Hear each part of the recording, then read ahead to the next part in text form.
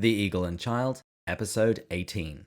Mere Christianity, Book 3, Chapter 6, Christian Marriage. Part 1. Hello, and welcome to The Eagle and Child, the hallowed pub of the Inklings. This is a podcast where each week, my friend Matt and I share a beer, and we discuss the writings of the author who is known to the world as Clive Staples Lewis, or C.S. Lewis, or just as Jack to his friends. My name is David, and today we're looking at the chapter of Mere Christianity which discusses Christian marriage. And I'm joined today by a man who needs only a dowry of modest proportions, Matt.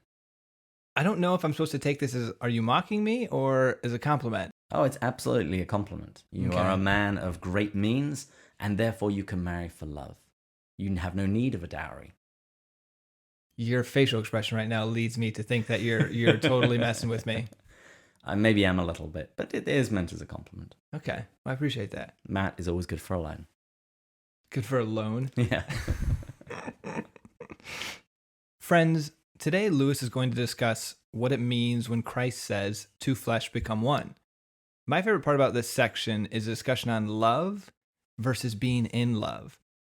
Even though when Lewis wrote this, he was not married, I do believe he has a beautiful view of marriage. What did you think when you first read this, David? Lewis really presents both sides of marriage for me here. He presents it as this beautiful union, and one that isn't dependent upon my changing moods. But at the same time, he doesn't shy away from the fact that this is a great work, that this is something that is going to require effort and self-sacrifice, putting another before myself. And I think it's that blend of, by showing the beauty plus the work, it makes you want to, put the effort in to make it work. And speaking of putting others before yourselves, I wanted to tell the listeners about two of our friends, Megan and Rachel. They're both listeners of the show, and they're actually the sponsors of today's episode. And by sponsors, I mean they've furnished us with beverages for this episode. I want to say how kind of them, but am I correct that we're getting sloppy seconds here?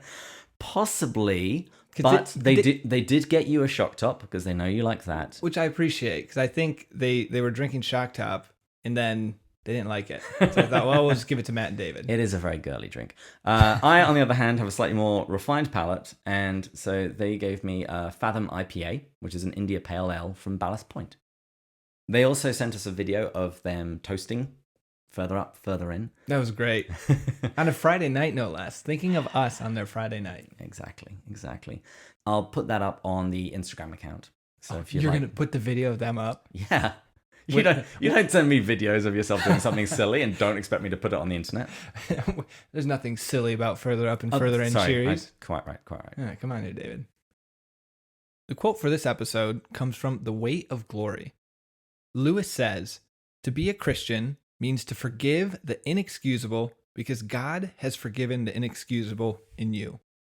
And I thought, as we're going to get into this topic on Christian marriage, which is a beautiful thing, but as we've already mentioned, very tough thing for life. I mean, there's going to be points where you don't feel very in love with your partner, and they're going to do things that you need to forgive, even if it's very hard.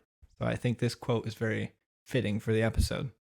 My married friends told me that if you want to prepare for marriage, go to confession a lot, because you're going to have to get used to saying sorry. That's a good one. I like that. I'm actually pretty prepared for that. Don't read too much into that, listeners. Okay. Cheers. Cheers. Oh, now. Okay, that's. Now I don't feel as bad that she didn't like the shock top, because this is not shock top. It's I didn't know this at first. It's very subtle, but it's a ruby fresh grapefruit flavored.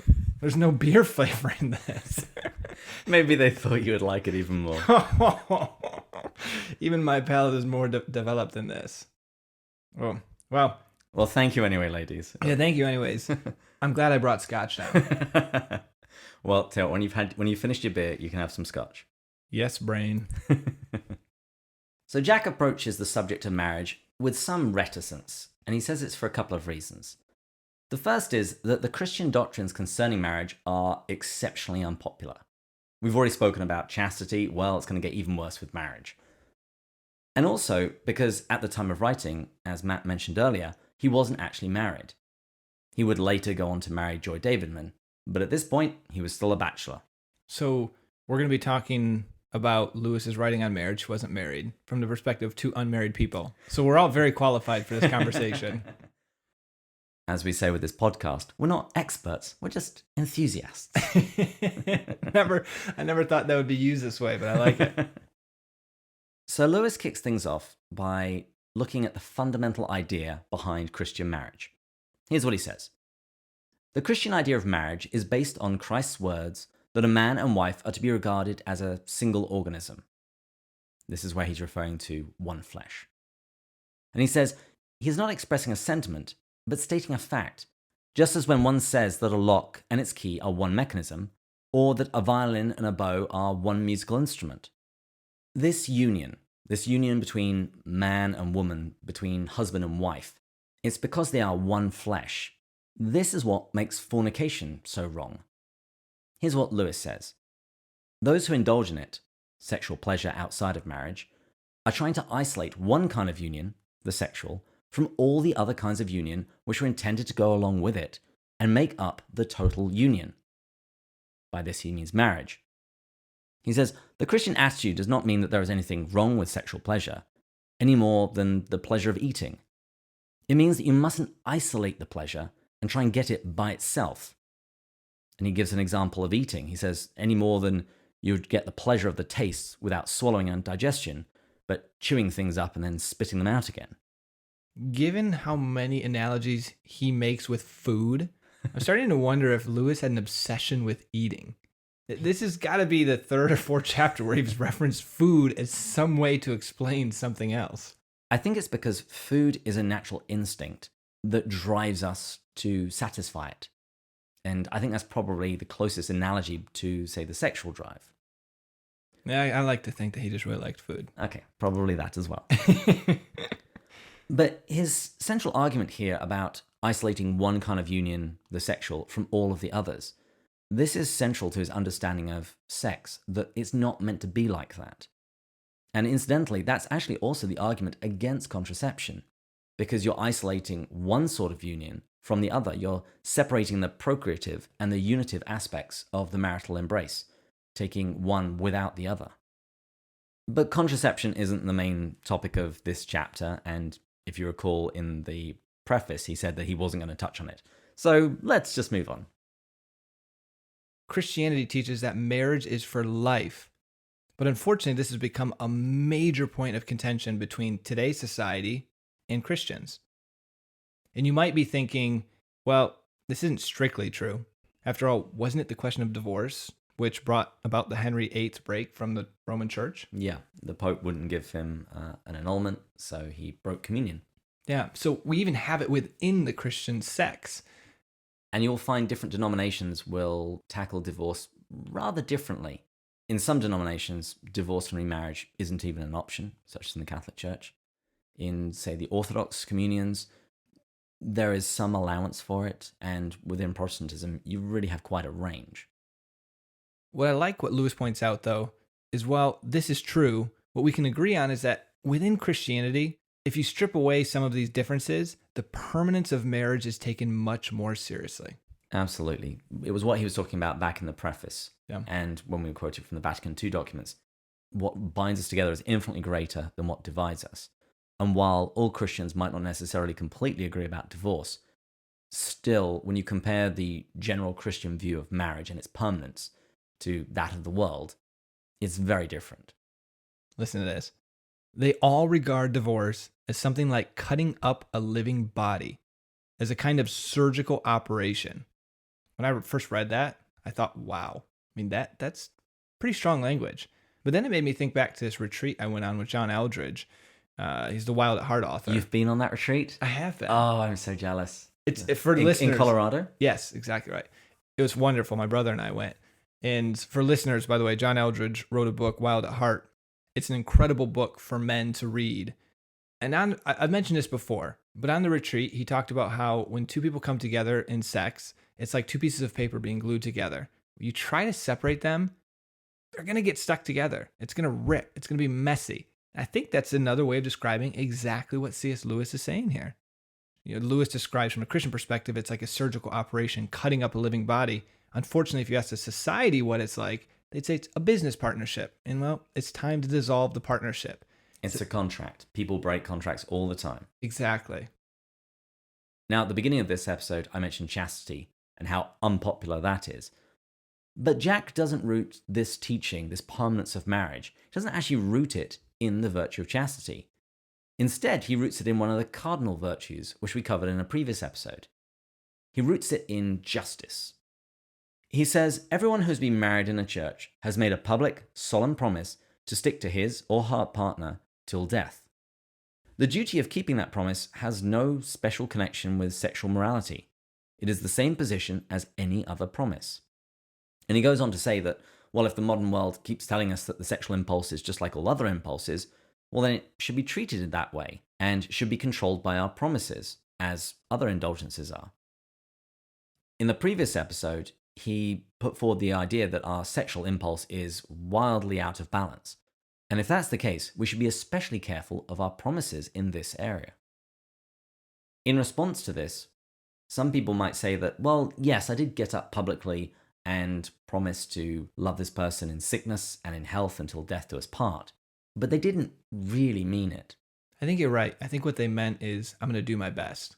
I'll do my best until I can't take any more. Then different rules apply. And Jack has this wonderful section where he asks who it was they were actually trying to deceive. Were they trying to deceive God? Not a good idea. It seems pretty silly. Were they trying to deceive their spouse or their spouse's family? None of these options are good. And none of those end very well. No. This actually reminds me of the board game that we played last weekend, Avalon. It was all about deception and lying. Best game ever. If you haven't played Avalon, give it a go. It's like the game Mafia, but just on steroids. And a lot of the listeners are probably wondering, well, how is David playing this? Because he's an intellectual Brit. The first game, his team won purely because he deceived everyone so incredibly well. We thought he was one character, a good character. He ended up being evil, and he just took the game home. It was actually incredible for a first-time player. Thank you very much. Now, returning to Lewis. He suggests that actually, more often than not, one or other, or maybe even both members of the couple, are actually just trying to deceive the public, getting the respectability that's attached to marriage, without any serious intention of paying the price that goes along with it. I could see that.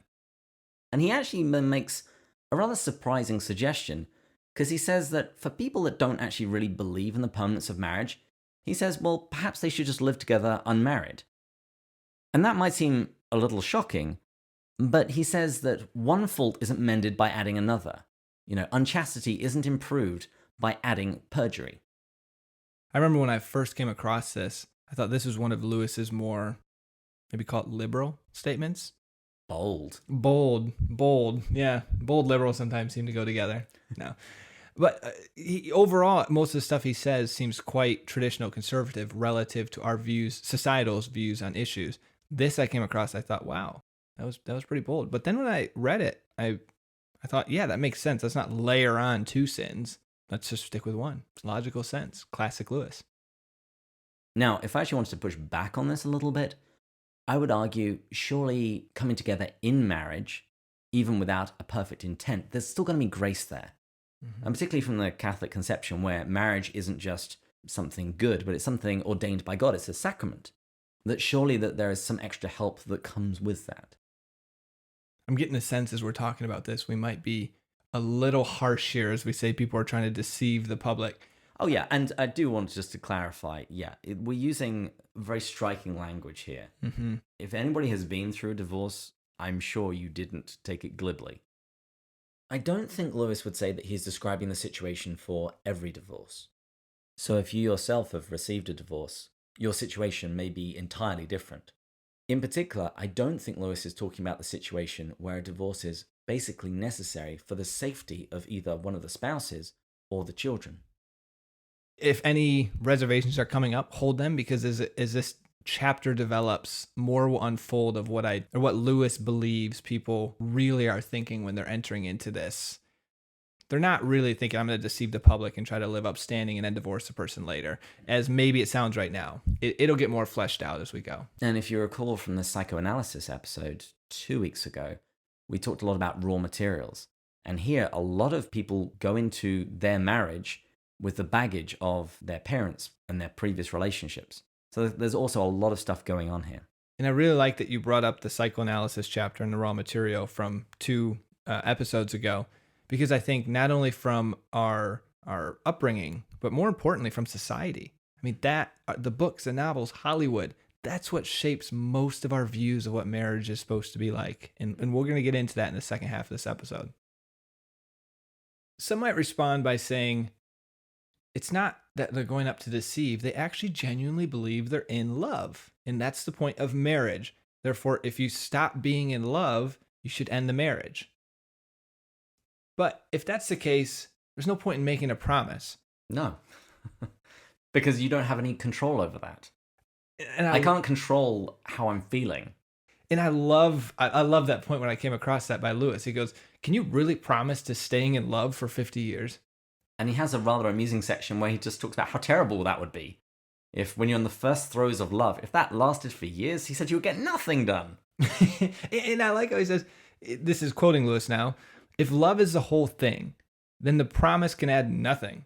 And if it adds nothing, then it should not be made. And he actually quotes G.K. Chesterton, the Catholic writer and apologist, and he says, this isn't even something alien to lovers. He says, those who are in love, their natural inclination is to bind themselves by promises. And he points to all of the love songs and poems that are full of vows of eternal constancy and fidelity. And Lewis points out that what we're promising, it's not about our feelings. It's about our actions. We can't control our feelings. But what can we control? We can control our actions. And so he's expressing a sentiment which has been said many different ways, but which I think could be summed up as love is a choice, an act of will, not simply a feeling. Yeah, he says that you can't promise never to have a headache or to always feel hungry, but you can promise about what you're going to do, what you're going to choose. What I love about this is it can be applied to our relationship with God. Think about that moment when you gave your life to Christ, when you felt that encounter and that love of Him, that you knew He existed and you gave your life, you surrendered to His will. Mm-hmm. And prayer was easy, church was the best part of your week, the Bible just came alive to you as you were reading. Then, remember after that moment when prayer became dull, you wondered if God existed or not, you felt nothing. The people in the pews next to you started coughing loudly and irritatingly. And the person said scooch over when they wanted to get into the pew. Yeah, I've heard it said that Christians can be kind and considerate and loving, except if you sit in their seat at church. It's so true. But that's what the promise of faith is. When you say to God that I surrender to you, you're committing to act a certain way in obedience and prayer, even when you don't feel like it. Whatever your emotions are doing, you're going to follow through on that choice, on that decision. Let's think of Mother Teresa's letters, which she wrote that she was having a hard time feeling God's presence in her life. And yet she stayed committed to what she knew to be true. She held on in the darkness what she had seen in the light. Exactly. And that's what we're describing here with marriage. You did feel that at one point, probably. There was a feeling here. And hopefully throughout your marriage, it comes back from time to time. Sure. But there'll be periods when it's not there. Mm-hmm. And you're committed to the action. That's your promise. And the romantic might say, well, why would you want to keep a couple together that didn't love each other anymore? And Lewis actually gives some very practical reasons. Firstly, by providing a home for their children, because children deserve to have both of their parents. Secondly, to protect the woman, who has no doubt sacrificed much, including her career and her body, in getting married and bearing children. And lastly, to protect her from just being dropped by the man when he's tired of her. Next, Lewis explains that this isn't about good or bad. So it's not that being in love is a bad thing, and this act of willing yourself to love a person is a good thing. Being in love is a good thing, but it's not the best thing. I like what he says here. People like thinking in terms of good and bad, not good, better, and best, or bad, worse, and worse. What we call being in love, it's a glorious state. It helps to make us generous and courageous. It's very true for men. If you're in love, you'll do a lot of things. A lot of stupid things. Yes. It opens our eyes not only to the beauty of the beloved, but to all beauty. And it subordinates, especially at first, our merely animal sexuality. In that sense, love is the great conqueror of lust. No one in his senses would deny that being in love is far better than either common sensuality or cold self-centeredness. Being in love is a good thing, but is not the best thing. And it's not the best thing because feelings fade. He says that no feeling can be relied to last in its full intensity, or last at all. He says that knowledge lasts, principles last, and habits last. But feelings come and go. This makes me think of our current generation. I hate to bash on the millennials because there's so many... I'm not a millennial. You can bash on them all you like. I didn't realize that. I am just in Generation X. Oh, you're lucky. But I do hate to bash on this most recent generation because isn't it amazing how so much of what we do is about keeping this high? The dopamine hit, essentially, that feeling is in as we know from life, when everything we do, you drink a bunch of coffee, the effect diminishes. You get a lot of dopamine, it diminishes. It's the exact same concept here. So if you're going for that in marriage, that feeling is going to go away. He's realistic about what is the beauty of marriage. It's not just being in love. It's the joy of committing yourself, willing yourself to love a person every single day and having that in return. And love here is willing the good of the other. That's how it's often expressed in theology. This is what love is. Seeking someone else's good, even if it's costing you something. That could be the quote of the day. I mean, that's a good one. So while the feelings of being in love can either cease or just diminish, it can be replaced by something else, a deep unity, he calls it. It's maintained by the will and deliberately strengthened by habit, reinforced by, in Christian marriages, the grace which both parents ask and receive from God. And he goes on and says, they can have love for each other even at moments when they do not like each other. I heard a quotation from Jackie Francois recently when she said, sometimes my husband, I love him, but I want to punch him in the face.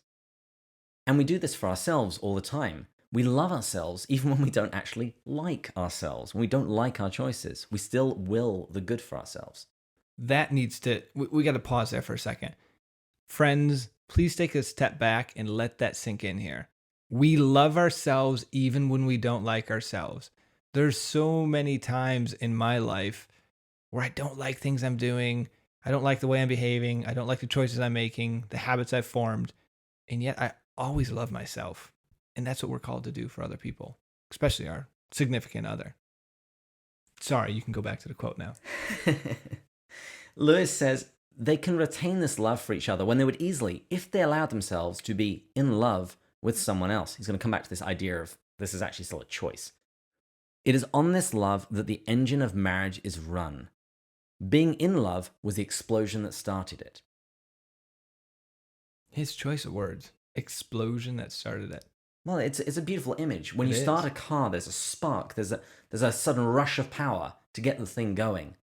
But you want something else to take over when you're cruising along at 65 miles an hour, or however fast you drive on the motorway.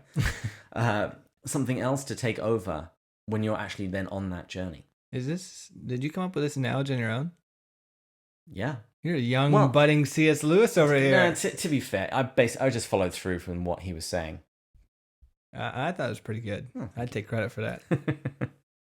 And since we're transitioning into the next part of the episode, my beer's gone, so let's pour some of that scotch. What are we drinking?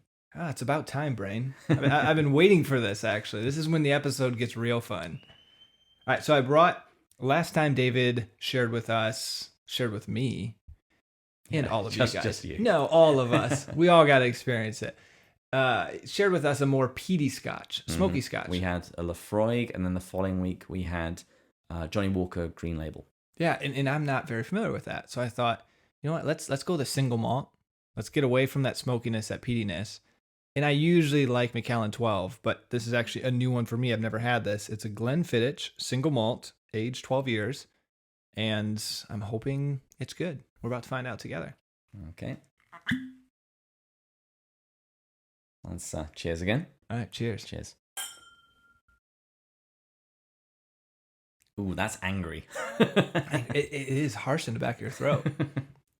Yeah, it's quite harsh up front as well. Maybe I'm just used to this. I'm not getting the up front. I'm getting the throat, though. That burns. Let's pretend that's because it's good. What we've said thus far is kind of hard to swallow. And I'm sure lots of people will be rushing to say, no, this is wrong. This isn't what love is like. This isn't what marriage is like. You're either viewing it too negatively or in some kind of oppressive fashion. Or you might just say, Lewis isn't married. He doesn't know what he's talking about. And neither do we. And neither do we. And to quote Lewis, you might well be right. It never stopped us from talking about something. No. I remember the first time I went to the pub with my dad. It was a bar at a hotel not too far away from my house. He would go there usually about once a week. And the first time I went with him there as like a rite of passage, I heard my father discussing the latest football game with the other guys at the bar. I knew for a fact he hadn't seen it. I knew for a fact he didn't really care about football. But the way he spoke about it, you would have no idea. Is that your way of saying that Lewis is completely full of malarkey here in just messing with us? No, I'm just saying it's true for myself. I saw my father display this skill of talking about something he knew nothing about, and I'm apparently blessed with the same gift. That explains so much with the Avalon night. Yeah. Now we know where it came from. Genetic inheritance. My dad was a salesman. That really does actually explain a lot. Mm-hmm. Anyway, Lewis says that before you rush to disagree with this assessment of love, falling in love, and marriage, he says make absolutely certain that your thoughts on this subject come from looking at the world around you, from seeing the interaction of married couples, and not instead getting all of these ideas from novels and poems and movies. You watch those and they'll make you think you can stay in love forever. Well, every love story in a movie usually ends with them riding off into the sunset, and you hope it's happily ever after. That is interesting. It always does end right after the explosion that starts the engine. Never the rest of it. You do get a nice little fluffy song at the end that makes you feel good too. Sure. Although having said that, we've both seen the recent Star Wars movies. Mm-hmm. With Han and Leia, their happily ever after was not happy or ever after. Yeah. You know what? I'm going to bring in a different movie here. Okay. You're going to hate me for this. Probably. The Notebook's actually pretty accurate. That there was nothing happy ever after about that. That is a good story of willing the act of love. Think about that. I mean, he has to deal with so much suffering. I am judging you so much for citing The Notebook. That is it's an awful movie and an awful book. It's highly entertaining. I agree. But set aside your emotional response on this. But is not the ending a beautiful story of someone that talk about hardship? Yes, in the movie they make it seem like it's 3 minutes. But every single day in and day out, your wife doesn't remember who you are, and you go and you read to her. Okay. That's adorable. It's trying to I'm ingrain... thinking more about the fact that she ditched the other guy who was wonderful. Was it Lyle or something like that? There was the other Air Force guy that she... In truth, I've never actually seen it, but I've read it. I read it in 8th grade. Wow. Yeah. Okay. And I actually really enjoyed it. Okay, we've established your terrible taste in movies, and it's just being even more confirmed. This was a book. So you can't, and we both know you cannot diss my taste of books. That's what brought us together here. Let's just move on. I'm having changing emotions about you, but I'm going to seek your good over and above that. You're going to will my good. I'm going to will your good because I don't really like you at the moment. You're going to forgive me for an inexcusable comment because of how much God forgives your inexcusable behavior. Exactly. I'm glad we brought that full circle. Yeah, so am I. So bringing this back to Lewis, the movies, the novels, the poems, they make you think this being in love will last forever. We all know from our own personal experience. I've already listed some different examples from caffeine to dopamine hits. No thrill really lasts forever. But it can transition into something else. In the same way that the giddy nature of falling in love can be transformed into this deep, profound love for another person. Yeah, like reading to them every single day.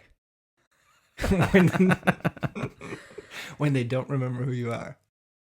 I'm sorry. Matt, how many times are you going to quote The Notebook today? I bet you did not expect that. That's the Scotch talking right now. I'm blaming the girls for this. Beer and Scotch. You mix the two together, you get a different me. Here's how Lewis describes it. He says, if we go through with it, if we don't try and hang on to the original thrill, he said the dying away of the first thrill will be compensated by a quieter and more lasting kind of interest. And he actually goes so far as to say that when people are willing to let go of the thrill, to allow it to run its natural course, he says it's then that people are more likely to encounter new thrills in new directions. One of the other lessons we learn from these movies, these novels, poems, is that falling in love is irresistible. And maybe this is the negative side of The Notebook. That first part you don't like. But Lewis doesn't think this is the case. He's inclined to think that these irresistible passions, they're much rarer than we see in books or movies. Obviously, when we come across someone beautiful, someone clever or sympathetic, of course, we're going to admire them and we're going to love these good qualities. But he still thinks this is very largely our own choosing. Yeah, you can meet the most beautiful, intelligent person, but it is still within the scope of your will to choose whether or not to allow yourself to indulge these feelings or not. And Lewis says that you'd actually be more likely to indulge these feelings if you've been consuming all of these movies and novels with these strange romantic ideas, and you then pour a little bit of alcohol on top of that. And yeah, then you're going to be fanning the flames to an illicit fire. Is this why I'm fawning over The Notebook right now? We pour a little alcohol into me. More seriously, all of this is making me think of the teaching of St. Paul, death and rebirth. That is a huge theme throughout the New Testament, along with dying to your flesh and being reborn in your spirit. I think a message that's coming across here is if you're a person who hasn't disciplined your flesh, which by that I mean you constantly let your emotions dictate the way that you live your life, your decisions that you make, this is going to be a very hard thing to prevent from happening. But if you're someone who's got a lot of emotional control, who in the little actions of life where you do things that you don't feel like doing, but you know you're supposed to do, that builds up. It's like weightlifting. The more you do that, the better you'll become at it.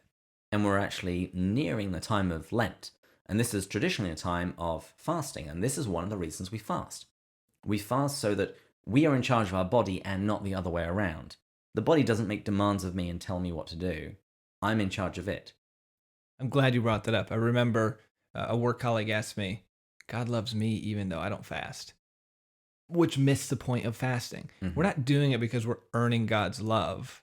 We're doing it because we're disciplining ourselves to experience God's love more. It's all about self-mastery. We master ourselves so that we can give ourselves away. So I can bring all of myself under my control so I can give it all to God. And I'm afraid that's where we're going to stop today. Matt and I clearly got carried away on this subject. So rather than just producing one episode of the normal length, I decided to leave most of the material in and split it into two. So I'll see you in the next episode where Matt and I will be going further up and further in to Christian marriage.